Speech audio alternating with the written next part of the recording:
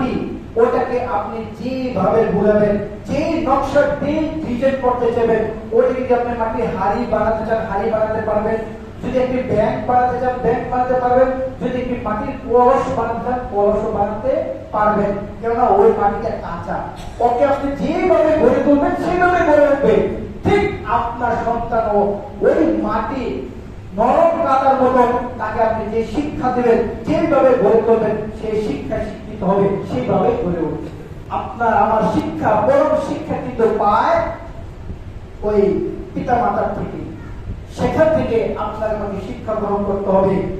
সেখান থেকে আপনাকে আমাকে পিতা মাতা যে দায়িত্ব কর্তব্য, ওখান থেকে শুরু হয়ে গেল। আমরা তো বিভিন্ন প্ল্যান করে আমাদের সন্তান নিয়ে, আমাদের সন্তানদেরকে আমরা আমেরিকায় পাঠাবো, লন্ডনে পাঠাবো, অমুক জায়গায় পাঠাবো, পাঠিয়ে তাদেরকে বড় শিক্ষার ডিগ্রি নিয়ে আসবে।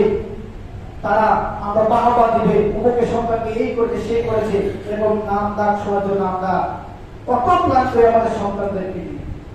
কিন্তু আফসোসের বিষয় হচ্ছে, দুঃখের বিষয় হচ্ছে, সন্তানকে আমরা শিক্ষা দেই ঠিকই, কিন্তু কোরআন সুন্নাহ এটার প্রতি আমরা তেমন কোনো গুরুত্ব দিই না। এর মানে এই নয়, আমি বলছি না যে আপনারা জেনারেল শিক্ষা বাদ দিলেন, তা না।